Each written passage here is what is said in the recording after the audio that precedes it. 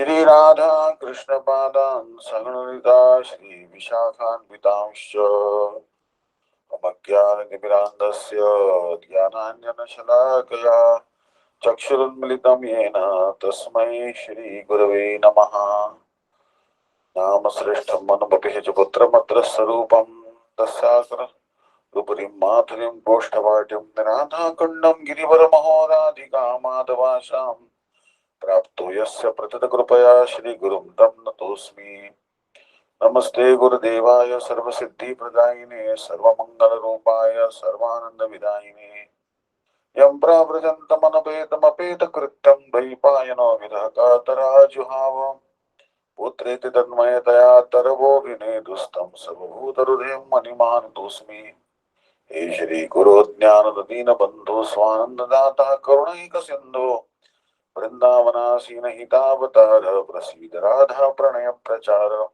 Trayasvaho Jagannatha Guru Sansara Vandina Taktam Mam Karadashtam Cha Tvamaham Sharanam Gata.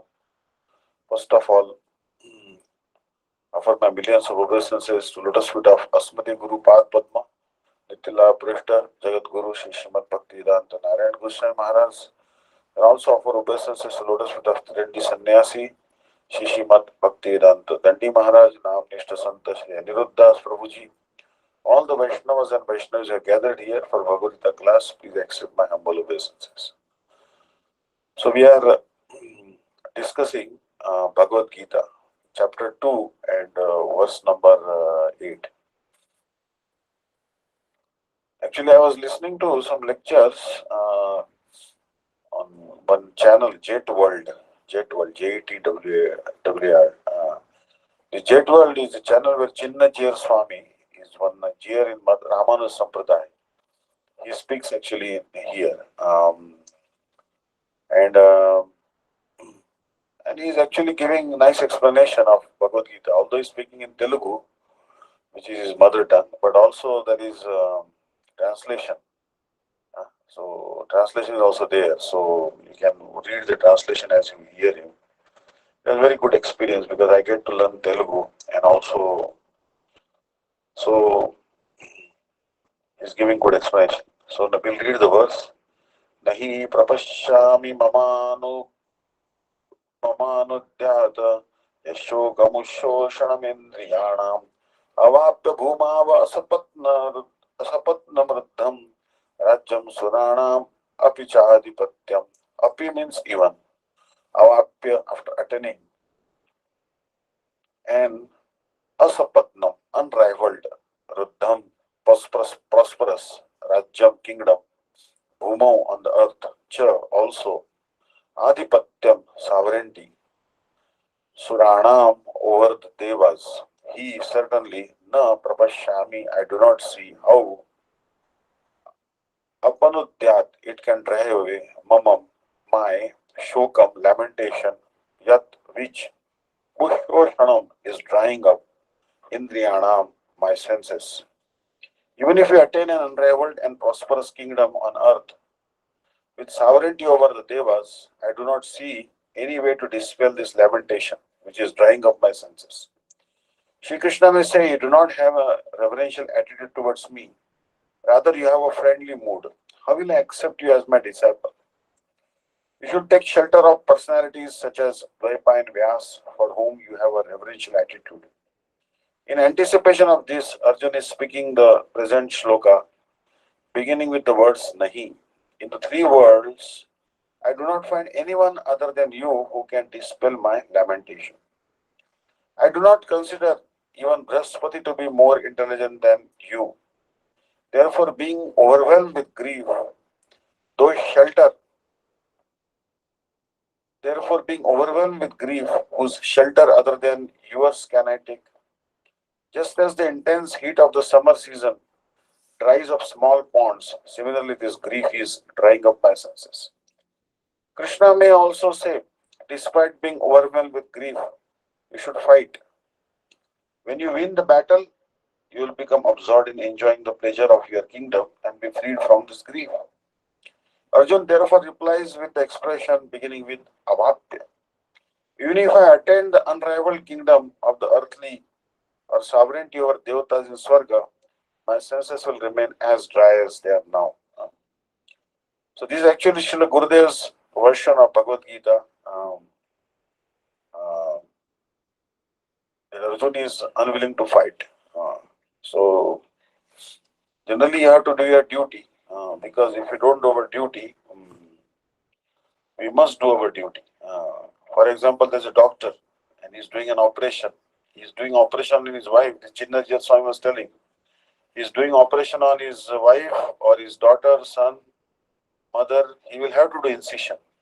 He will have to make a cut with a surgical knife. He cannot say, "Oh, this is my mother. How can I cut her?" No. If an operation means cutting. So he give another example. Chinnajit Swami was giving that he was telling that suppose some person is told to hang someone, hangman means there are some persons who are in the prison. There are some hangmen, though hang the people, to hang the criminals. They get paid for that, and they cannot show compassion. If they have the order from the court and the police department, then they will have to hang the prisoners. So like that. So the whole point is that duty comes the top. We have to do our duty. If we don't do our duty, uh, then we are no good. So here, now we'll read the Srila Bhakti Vedanta Swami Maharaj, his version actually, Bhagavad Gita as it is, which was actually very famous in the Western world. Now in India also very famous. It is a very simple version and very much nice. Nahi prapashyami mamanupadhyadya shokamushoshanam indriyanam avapya bhumavasapatna mritam rajyam sudanam apichadipatyam nahi prapashyami mamanupashyat yashokamushoshanam indriyanam avapya bhumava asapatna ruddham rajyam suranam apichadipatyam. Na means do not. He means certainly. Prapashyami, I see. Mama, my. Apanudyat can drive away. Yat, by that which. Shokam, lamentation. Ushoshanam, drying up. Indriyanam, of the senses. Avapya, achieving. Bhumao, on the earth. Asapatnam, without rival. Ruddham, prosperous. Rajyam, kingdom. Suranam, of the demigods. Api, even. Cha, also. Adhipatyam, supremacy. I can find no means to drive away the grief which is drying up my senses. I will not be able to dispel it even if I win a prosperous, unrivaled kingdom on earth with sovereignty like the demigods in heaven.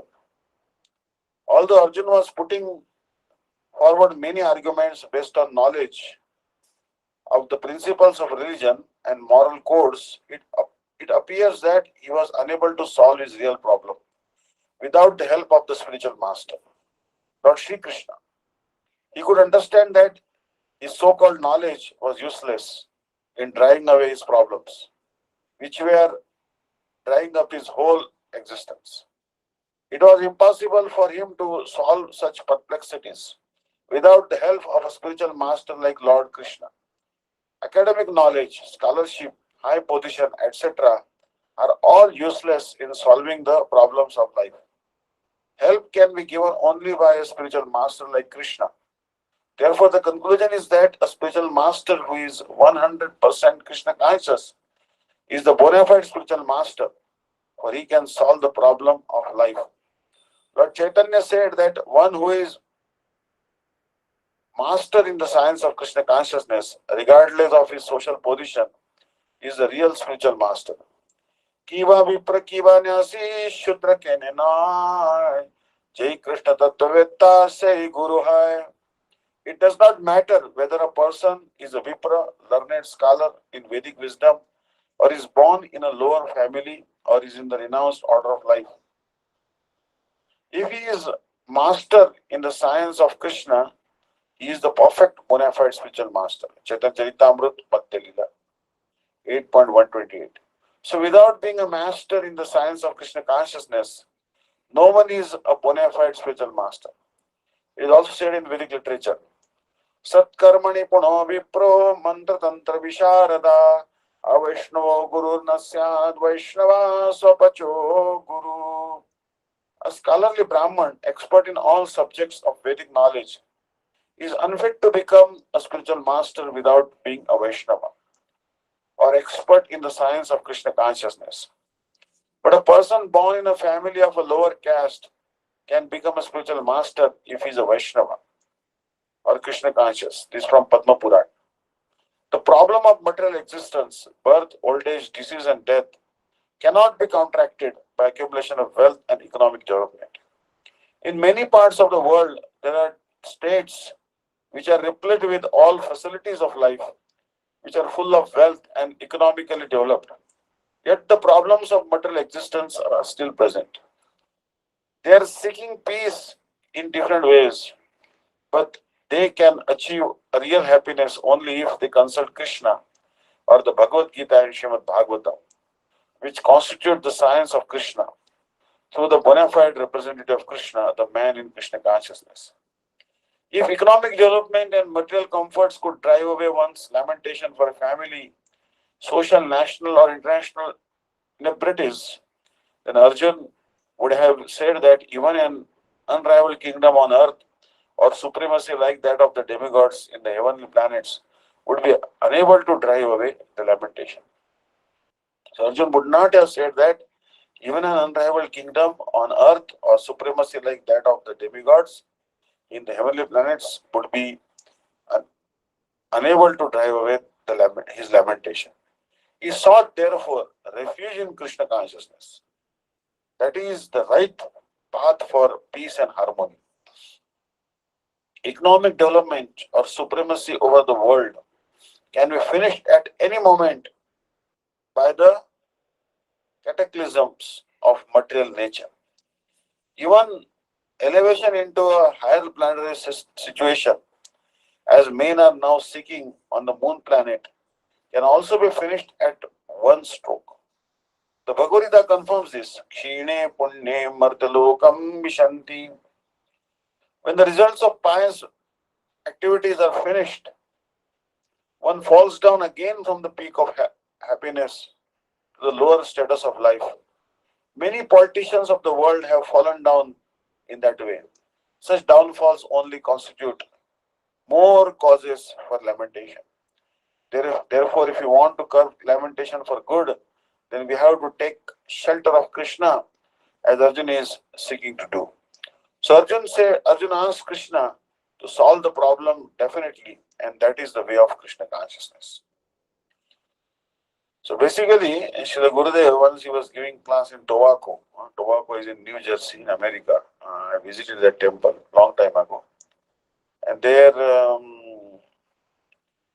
Sripad Dhanurdhar Maharaj was there, ISKCON Sannyasi. And he was reading Bhagavad Gita and Gurudev was giving some explanation. And Gurudev told actually that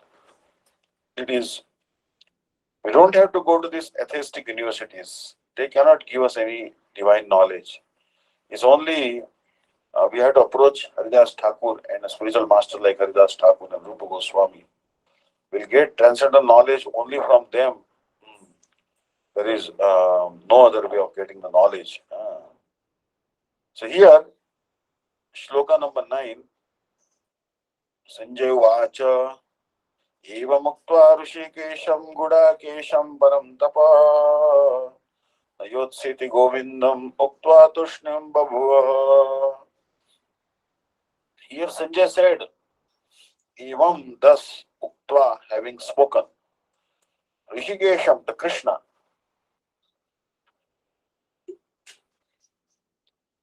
Gudakeshaha Arjuna, Param Tapaha, slayer of the enemies, Uktva, saying Govindam unto Govinda, Na Yotse, I shall not fight.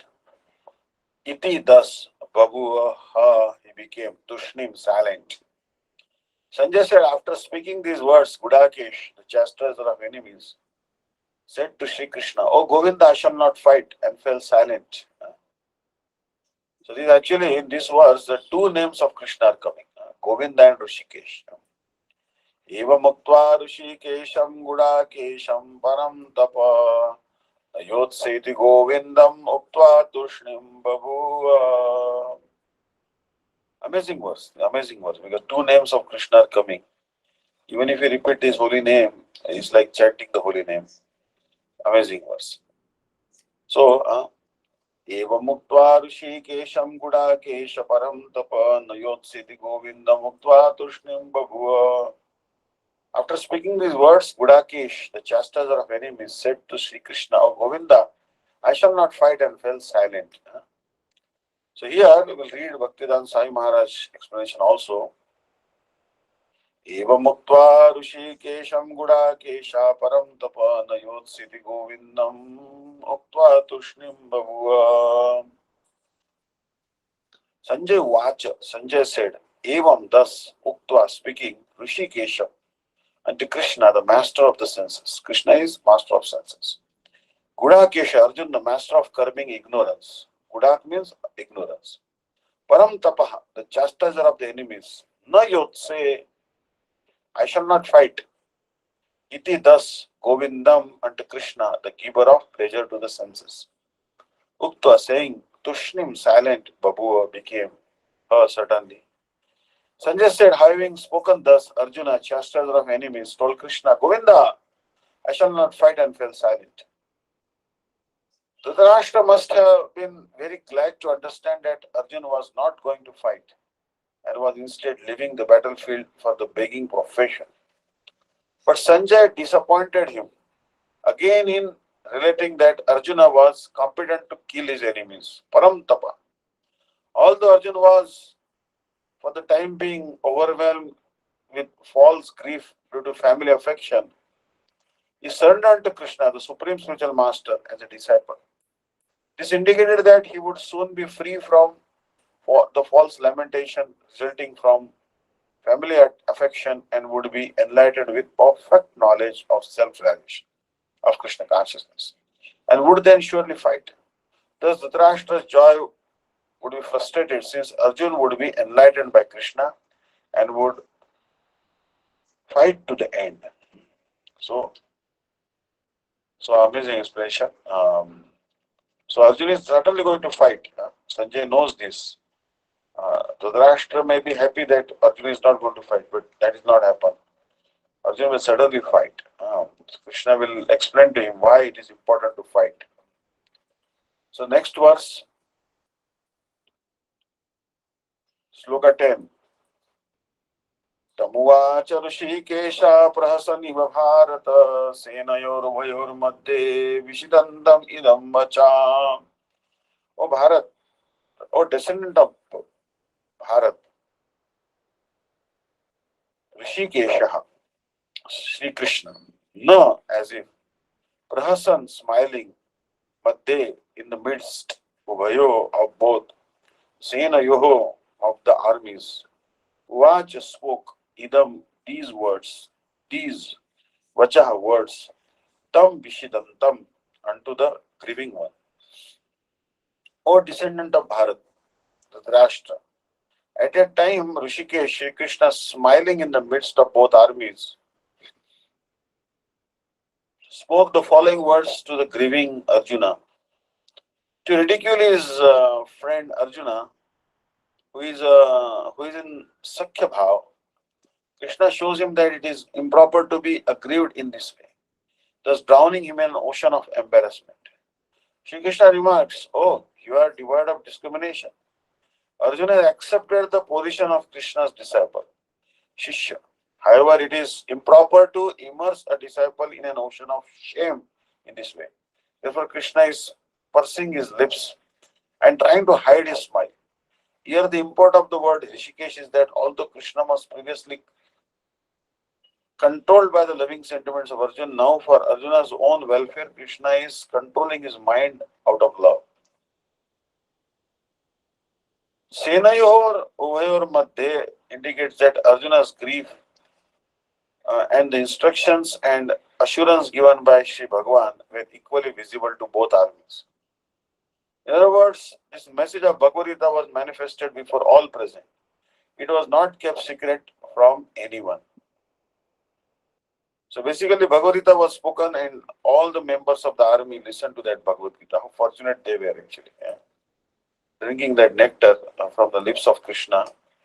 Really, all the soldiers were very fortunate on the battlefield of Kurukshetra. They saw Krishna for 18 continuous days, so many days. As long as they were alive, they were seeing Krishna. So, Bhagavad Gita as it is, Tamuvacha Rushikesha Prasaniva Bharata Senayor Madhe Vishidantam Idam Vacha. Tam unto him, Uvacha said Rishikesha, the master of senses, Krishna. Prahasan, smiling, Eva, like that. Bharata, or Dhritarashtra, descendant of Bharat. Senayoho, of the armies. Uvayo, of both parties. Madhe, between. Vishidantam, unto the lamenting one. Idam, following. Vacha, words. O descendant of Bharat, at that time Krishna, smiling in the midst of both the armies, spoke the following words to the grief-stricken Arjuna. The talk was going on between intimate friends, namely the Rishikesh and the Gudakesh. As friends, both of them were on the same level, but one of them voluntarily became a student of the other. Krishna was smiling because a friend had chosen to become a disciple. As Lord of all, he is always in the superior position as a master of everyone. And if the Lord agrees to become a friend, a son, or a lover for a devotee, who wants him in such a role? But when he was accepted as the master, he at once assumed the role and talked with the disciple like the master, with gravity as it is required. It appears that the talk between the master and the disciple was openly exchanged in the presence of both armies so that all were benefited. So the talks of Bhagavad Gita are not for any particular person, society or community, but they are for all. And friends or enemies are equally entitled to hear them. Understand? So Bhagavad Gita is for all, no doubt about it. So,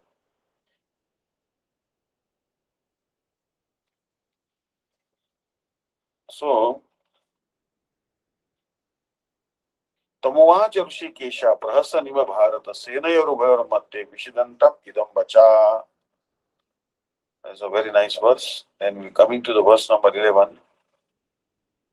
Shri Bhagwan vacha अशोचानंद शोचस्तम प्रज्ञावादाम शभाषसे गतासु न गतासु शोचन्ति Pandita.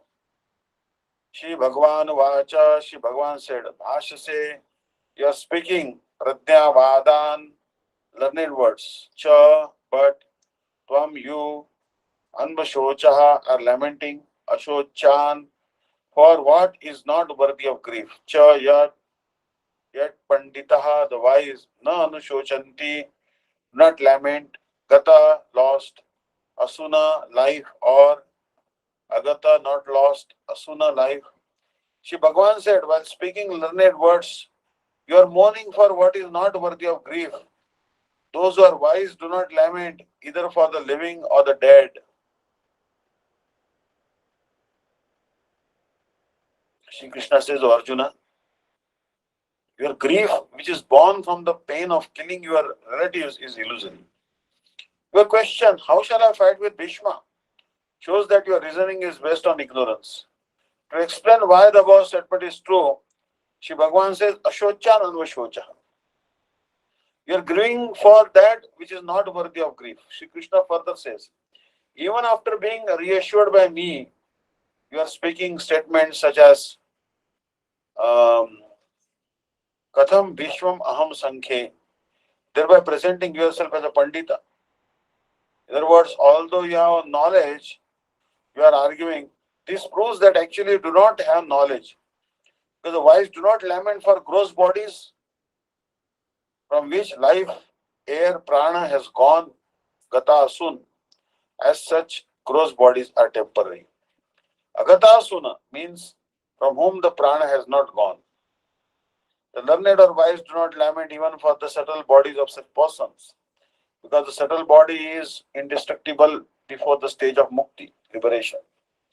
In both conditions, gatasuna without life and agatasuna with life, both the svabhava, nature of the gross and subtle bodies is unchangeable. Foolish people lament, however, for the gross body of their father or relatives when the prana leaves it. They do not lament for the subtle body because generally they do not have knowledge about it.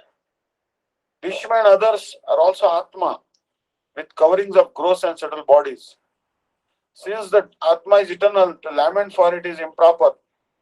Thus earlier you were saying that Dharma Shastra is superior to Artha Shastra, but my response is that Jnana Shastra, from where this understanding comes, is superior even to Dharma Shastra. Sarartha Varshani Prakashika. That portion of Sachidananda Paratattva, the supreme absolute reality composed of eternality, consciousness and bliss, which is endowed only with the Tatastha Shakti, is called Jivatma or the Jiva. The Jivas are atomic particles of consciousness by constitutional nature. Their eternal and natural characteristic is Bhagavad Seva. Jivas are of two types, Mukta and Baddha. The Mukta Jivas are eternally engaged in the service of Sri Bhagavan in his abode. They never fall down. The Baddha Jivas have forgotten the service of Sri Bhagavan since time immemorial, and thus being covered by the two types of material bodies, gross and subtle, are suffering three types of miseries as punishment in this material world. The gross body of the Baddha Jiva is made of the five material elements: earth, water, fire, air, and sky, and is temporary and perishable. After death, the Jiva changes his gross body. Where there is birth, death will always follow. Today or tomorrow or after some time, death is certain. Mrutyurjanmavatam vira dehena sajayate adyavabdishatan deva mrutyurve praninam dhruva. Srimad Bhagavatam 10 Canto, first chapter 30th verse. In Gita 2.27 it is said, Jatase dhruva mrityu, for one who has taken birth, death is a certainty. The Jiva's immediate designation, which is made of mind, intelligence, and false ego, and which covers his pure nature, is called Sukshma Sharira, the subtle body. One is granted a new gross body in each birth, and at the time of death, it is destroyed. But such is not the case with the subtle body. Due to the Jiva's forgetfulness of Sri Krishna's Swarupa, the subtle body has been covering his Swarupa since time immemorial. The subtle body cannot be dissolved even after remembering Bhagavan through such processes as Jnana, Yoga, Tapasya, Dhyana, and study of the Vedas. It can only be dissolved by remembering him through the medium of Bhagavad Bhakti. At that time, the Jiva becomes situated in his pure nature, Shuddha Swarupa. Pritirna Yavan Mai Vasudevi. So basically, the subtle body very difficult to dissolve, but we are told that by Nama Sankirtan, even Namabhas can destroy all the karmas. Tava Salpa Spurti Paya Ugra Tapadure Jaya Linga Vangana Se. Bhaktivinoda Thakur has sung this. Jaya Jaya Hari Nama Chidanandamruta Dhamam Paratatvakshara निज जाने कृपा करी नाम रूपे अवतारी जीवे दया करी ले अपार. All glories to the holy name, the storehouse of the nectar of divine knowledge and bliss, who is none other than the supreme truth, Bhagavan Shri Krishna. To shower mercy on his devotees, he has descended in the form of sound, showing vast compassion for all jivas. Jaya Hari Krishna Nama Jaga Jana Sovishrama सर्वजन मानस रंजन मुनि वृंद निरंतर जना मेरा समादर तरी गाय भरी अवदान. All glories to the many names of Hari and Krishna. Shri Nam is the sublime nature for all living entities, taking them out from the cycle of birth and death and filling their hearts with delight. The Munis sing the holy names incessantly with great honor and joy. O He Krishna Namakshara, Tumi Sarva Shakti Dhara, Jivera Kalyana Vitarane. Toma Vina Bhava Sindhu, Dari Terai Bandhu, Asiya Jiva Uddharane. O syllables of Krishna Nam, you possess all powers in order to bestow auspiciousness upon the jivas. Coming from coming for our deliverance. You are the sole friend to rescue us from the ocean of birth and death. आछे ताप जीवे जाता तुम्ही सर्व करत हेलाये तुम्हारे एक बार ताके जदि को न जाना है दिन किंचन नहीं देखी अन्य प्रतिकार. Whatever miseries are afflicting the jivas, you fully dispel if one even neglectfully chants your name just once, feeling himself insignificant and destitute and seeing no other remedy for his relief. Tava swalpa spurti paya ugrata padure jaya linga bhanga haya anayase bhakati vinoda kaya jaya hari namo jaya. A momentary vision of you makes all sorts of terrible miseries disappear. The subtle body is also destroyed and you establish the jiva in his swarupa. Bhaktivinoda says, O Harinam, all glories to you perpetually. I fall at the lotus feet. Amazing. So, Tava Salpa Spurti Paya Ukratapa Ture Jai. Linga Bhanga Ayana Hana Anase. See, when the subtle body is dissolved, vanishes if you get even chant Namabhas. This is the power of the holy name, Bhagavad Bhakti, superior than other processes. So here,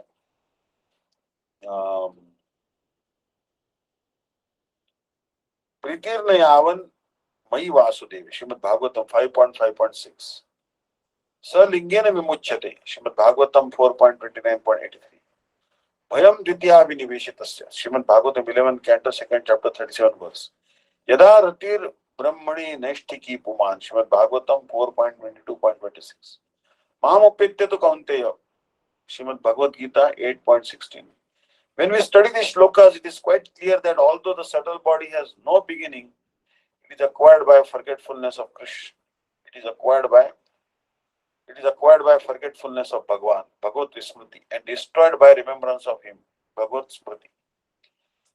Therefore, those who are Atma Tattvavid, who know the nature of the Atma to be immutable, imperishable, and eternal, do not lament or become disturbed at the loss of the gross body.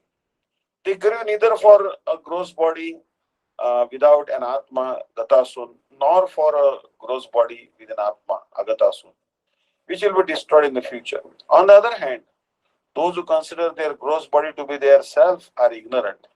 Such persons are not even aware of the subtle body, what to speak of the Atma. They consider the gross body containing the Atma to be their mother, father, brother, or relative.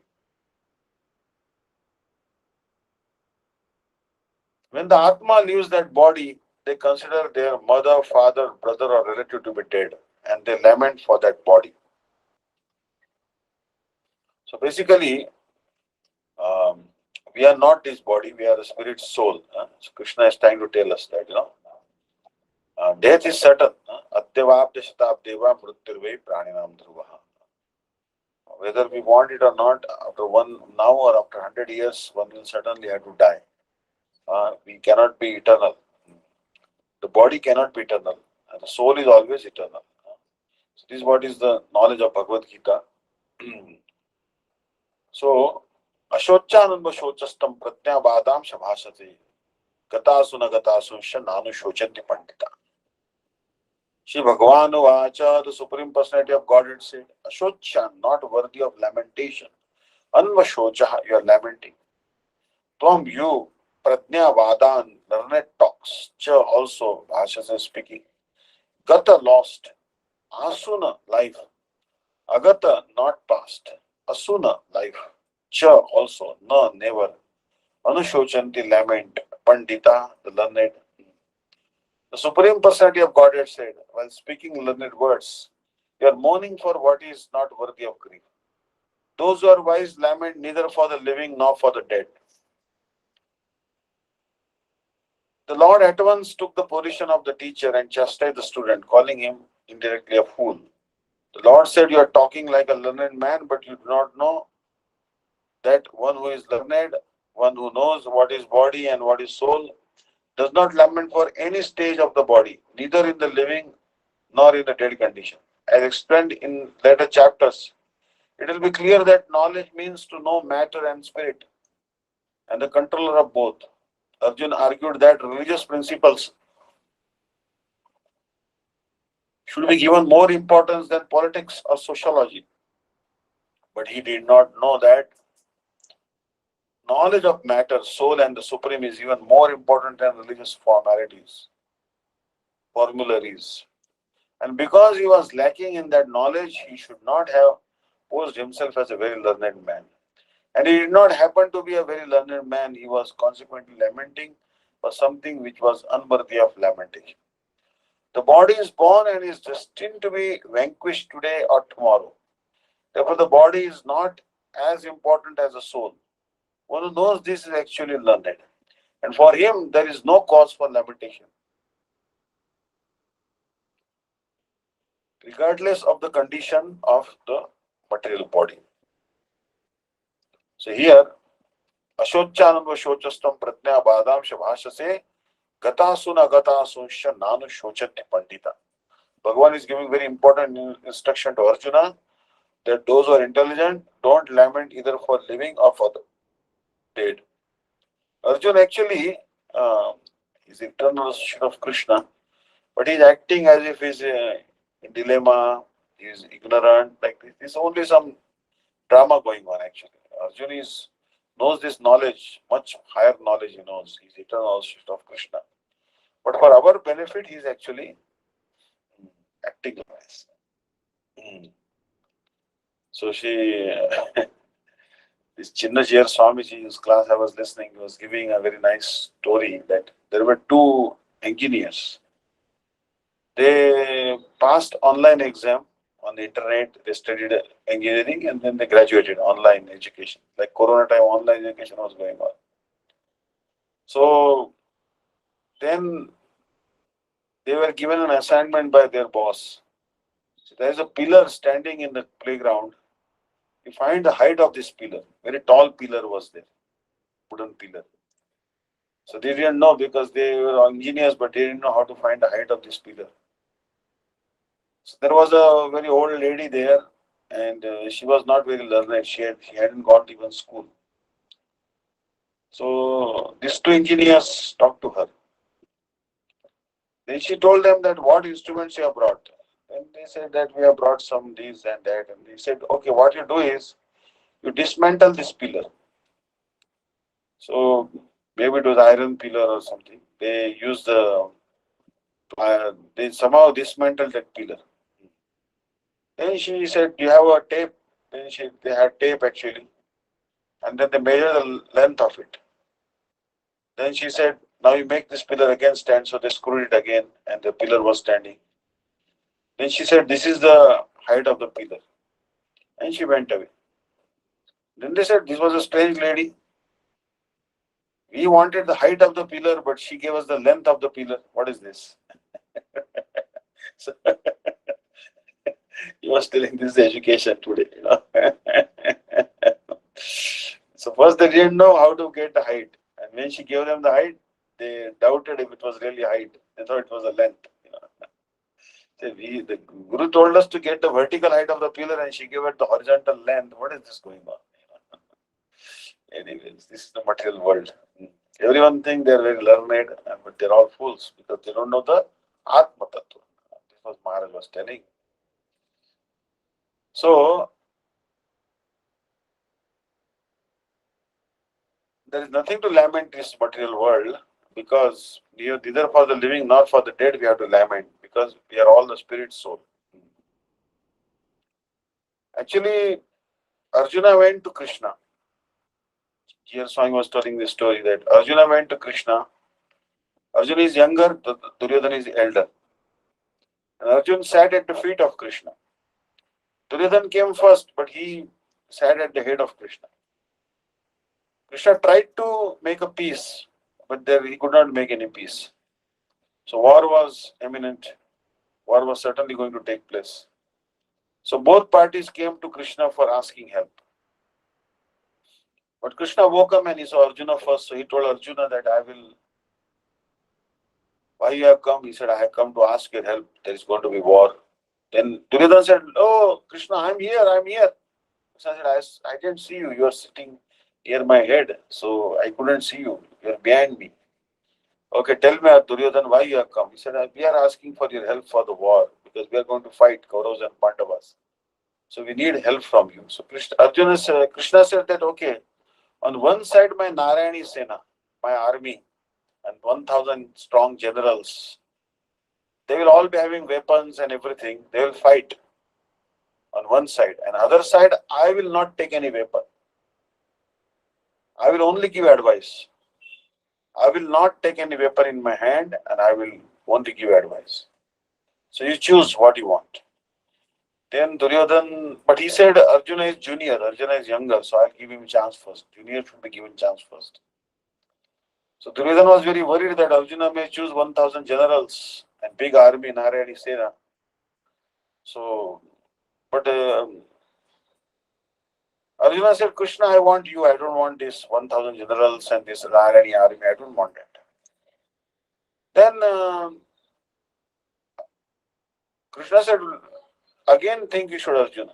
I will not fight. I will not take any weapon in the hand. I'll only give advice. You are sure? Then he said, no problem, Krishna. You don't take any weapon. You don't have to fight. I will do everything. You simply be on my side and give me advice. Then Duryodhan was very happy. Smiling, he said, okay, if Arjuna has chosen Krishna without weapons, then I will choose the generals and the army and let the army be on my side. Smiling, he went to the Bhishmadev. Bhishmadev said, first time in my life I have seen Duryodhan happy, smiling. He never smiling, never happy. What happened? Why you are happy, Duryodhan? He asked. Oh, he told Krishna's vow that Krishna has taken a vow that he will not take weapon in his hand and he will only give advice to Pandavas. So I chose the army of Krishna and I didn't choose Krishna. And I am very happy that I made a very good decision. What is the use of Krishna if he is only going to give advice? I have so many advisors like Bhishma, Dronacharya, Karna, Shakuni and all. What is the need of Krishna for advice? I don't need advisors. I need some good warriors. And Krishna is not going to fight. So I didn't choose Krishna. I think I made a good decision. Then Bhishma said, oh, if Krishna is not going to take any weapon in his hand, then I also take a vow that I will certainly make Krishna take weapon in the hand. So you see, the devotee has taken a vow that Krishna has to take a weapon in his hand. And Krishna has taken a vow, he will not take the weapon in the hand. But who was victorious? Bhishma was victorious. Somehow or the other, he made take a weapon. Krishna take weapon in the hand.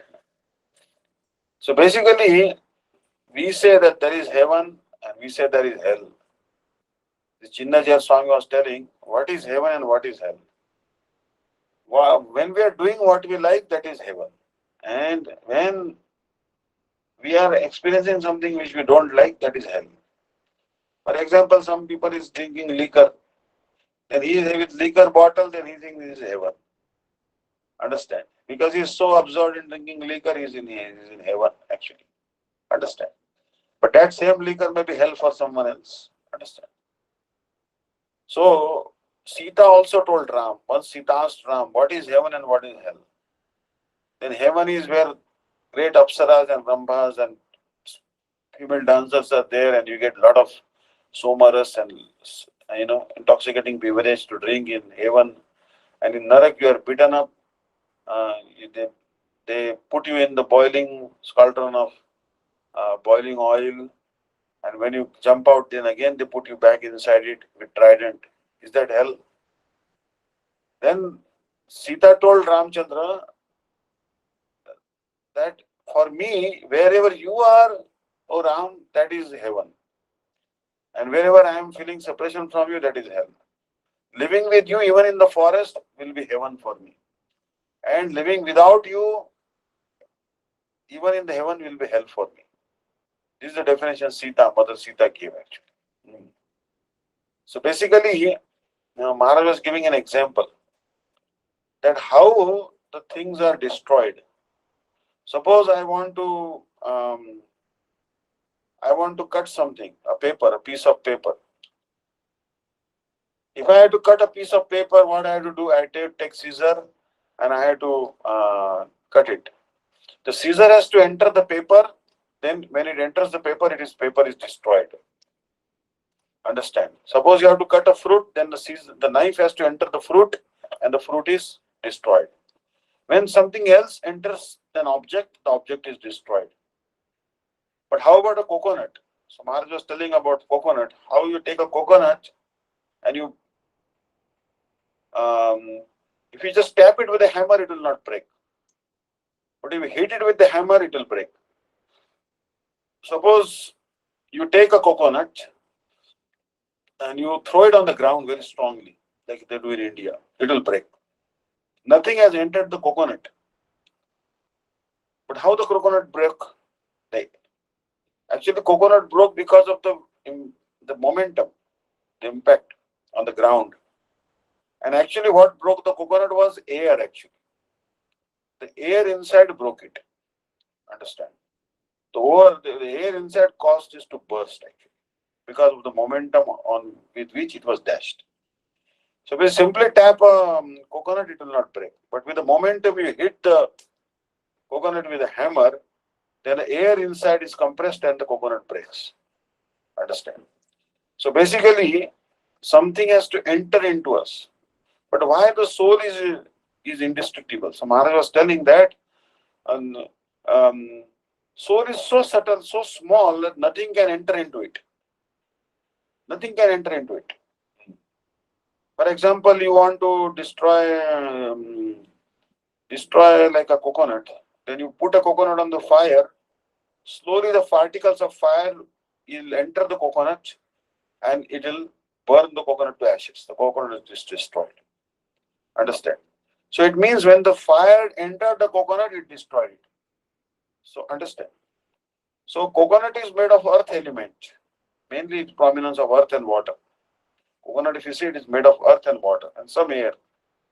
But fire entered into it and destroyed it. Understand? Coconut burst and broke into pieces because of the air. Because air is more subtle than the fire. Air is more subtle than the earth and water. Understand? So when one element enter into other elements, the object made of that element is destroyed. But nothing can destroy the soul, because soul is so minute. The description will come in future that how minute is the soul. 1/10,000 of the tip of the hair. Nothing can enter it, so it is indestructible. Understand? So, anyways, I will forward the link to you. You can also see the lectures of Maharaj. He gives a 15-minute class every week or something. Jetworld.com. Jetworld, a YouTube channel. Jetworld. So, Natvam evaham jatunasam, verse 12. Natvam neme janadhipa na chaivana bhavishyama sarve vayamata param. To eva, most certainly, na, never, jatu, at any time, aham, na asam. Did I not exist? Na, nor, tvam, you, na, nor, me, these, janadhipa, kings, cha, also, no, nor, ataha, param, hereafter. Sarve vayam, all of us, eva, certainly, na bhavishyama, shall not exist. There was never a time when I did not exist, nor you, nor all these kings, nor in the future shall any one of us ever cease to be. Krishna asked the question, O friend Arjuna, when one grieves over the death of a dear person, one grieves over the death of a dear person, what is the object of his love? The body of the Atma. In Srimad Bhagavatam 10 Canto 14 chapter 50th verse it is said. Sarveshamapi bhutanam nrupa sarva swatma vaiva vallabha. O king, for all jivas the Atma is certainly dearmost. According to this statement of Sri Shukdev Goswami, it is the Atma that is the only object of love. Although there is a difference between Ishvara and the Jiva, both types of Atma are eternal and free from death. Means Ishvara and Jiva both are eternal. Thus it is not the Atma that is the object of grief. For this reason only Shri Krishna is speaking this shloka, beginning with the Natvam Evaham. Natva Evaham. It is not true that I, Paramatma, did not exist in the past. Suddenly I was existing. In the same way, you, the Jiva, also existed in the past, as did the Jivas who are all these kings. The possibility of the soul not existing prior to its existence in its present body is refuted by this statement. Similarly, it is not true that you, these kings, and I will not continue to exist in the future. We will all continue to exist. Thus, it has been proven that the soul is indestructible. In this regard, the Katha Upanishad 2.2.13 states, Nityo nityanam chetanas chetananam eko bahunam yo vidadati kaman. He who is the supreme eternal amongst all eternal entities, the supreme conscious being among all conscious beings, is fulfilling the desires of all living entities. So, Nityo nityanam chetanas chetananam eko bahunam yo vidadati kaman. Bhagavan is fulfilling the desires of all living entities. The Jiva's contact, Sharada Varshini Prakashika Varti, the Jiva's contact with the gross body is called birth, and separation from it is called death. When the Jivatma is situated in the gross body, people have loving dealings with each other. But such ignorant persons who consider the gross body to be the Atma do not realize that the real self is not material, and thus when a Jiva disappears from a body, they become absorbed in grief.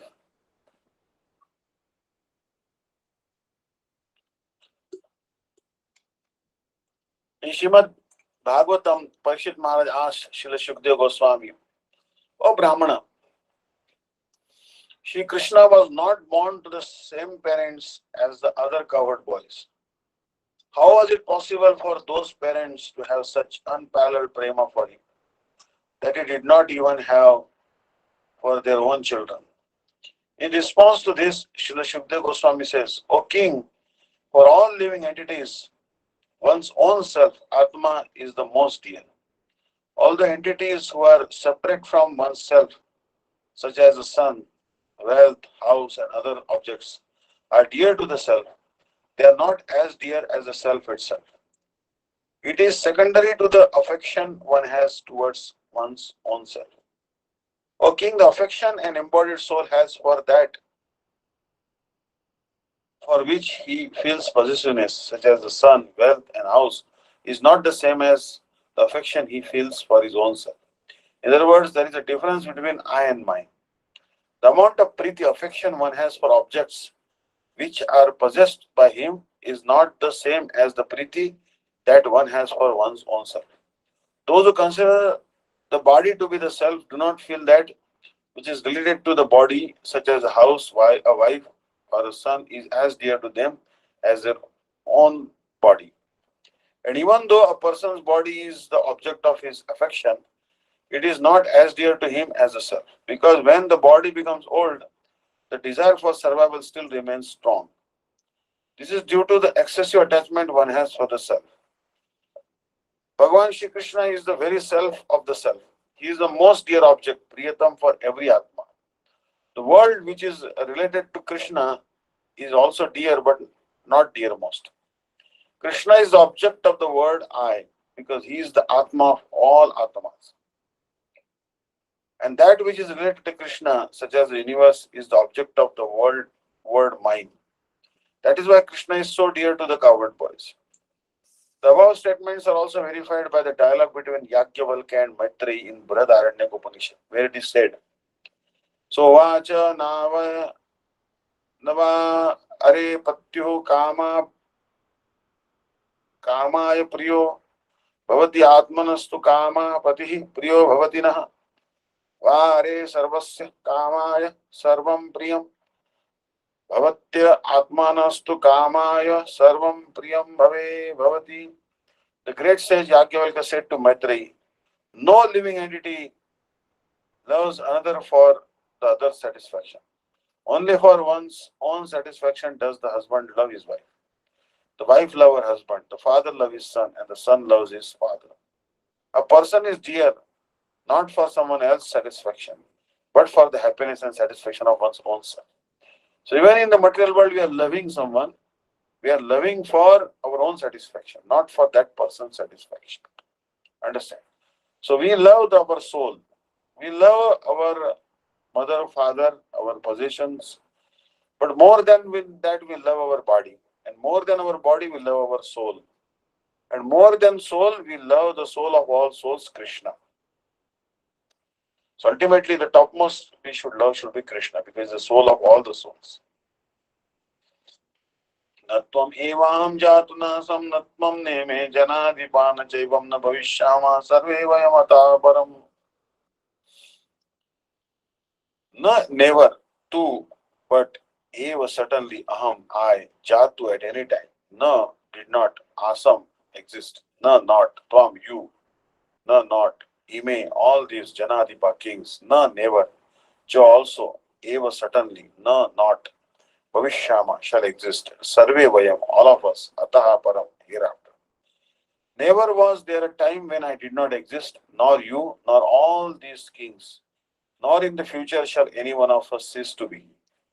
In the Vedas, in the Kathopanishad as well as in the Shveta Upanishad, it is said that the Supreme Personality of Godhead is the maintainer of innumerable living entities in terms of their different situations according to individual work and reaction of one. That Supreme Personality of Godhead is also by his plenary portions alive in the heart of every living entity. Only saintly persons who can see within and without the same Supreme Lord can actually attain to perfect and eternal peace. Nityo nityanam chetanaschetananam eko bahunam yo vidadati kaman tamatmastham ye anupashyanti dhiras tesham shanti shashvati netaresham. Kathopanishad 2.2.13. The same absolute, the same Vedic truth given to Arjuna is given to all persons in the world who pose themselves as very learned but factually have but a poor fund of knowledge. The Lord says clearly that He Himself, Arjuna, and all the kings who are assembled on the battlefield are eternally individual beings. And the Lord is eternally the maintainer of the individual living entities, both in their condition and in their liberated situations. The Supreme Personality of Godhead is the supreme individual person, and Arjuna, the Lord's eternal associate, and all the individuals in the past. And it is not that they will not remain eternal persons. Their individuality existed in the past, and their individuality will continue in future without interruption. Therefore, there is no cause for lamentation for anyone. The Mayavadi theory that after liberation, the individual soul separated by the covering of Maya or illusion will merge into the impersonal Brahman and lose its individual existence is not supported herein by Lord Krishna, the supreme authority. Nor is the theory that we only think of individuality in the conditioned state supported herein.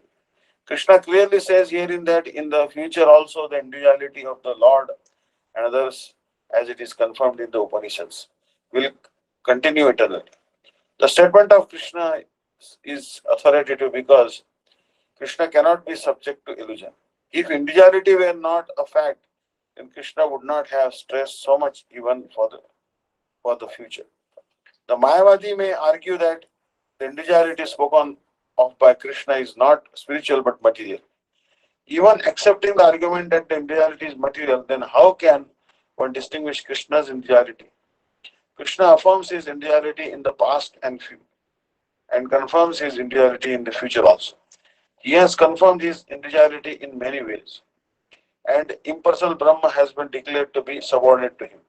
Krishna has maintained spiritual individuality all along. If he is accepted as an ordinary conditioned soul in individual consciousness, then his Bhagavad Gita has no value as authoritative scripture.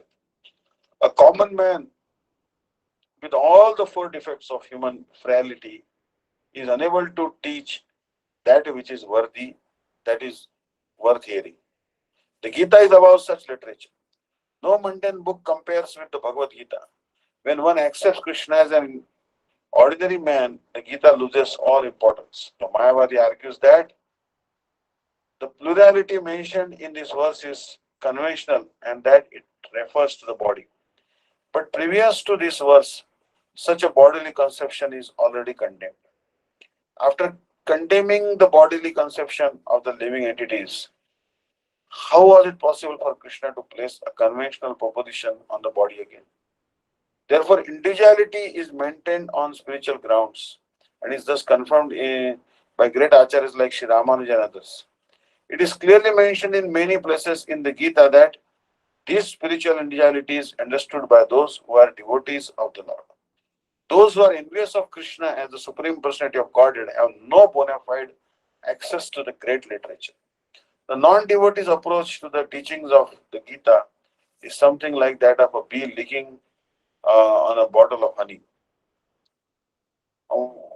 One cannot have a taste of honey unless one opens the bottle. Similarly, the mysticism of the Bhagavad Gita can be understood only by devotees. No one else can test it, as it is stated in the 4th chapter of the book.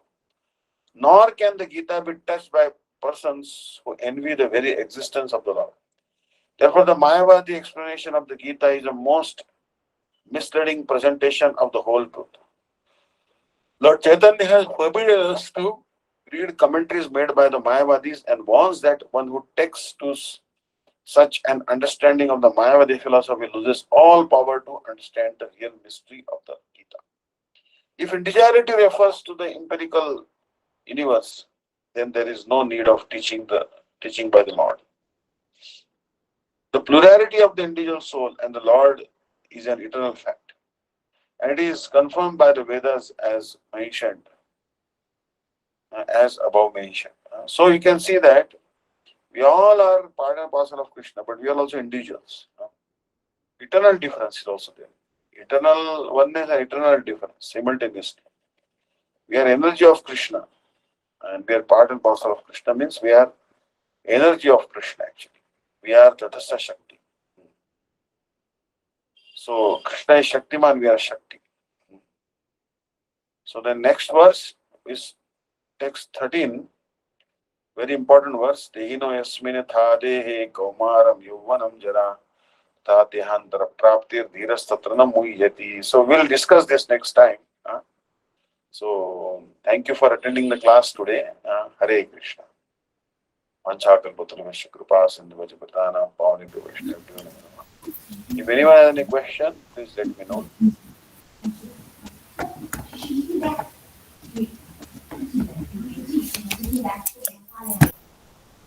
Hare Krishna. Hare Krishna, Maharaj, Dandavat Prams. Thank you so much for that. I don't think there's any questions. So we'll stop here.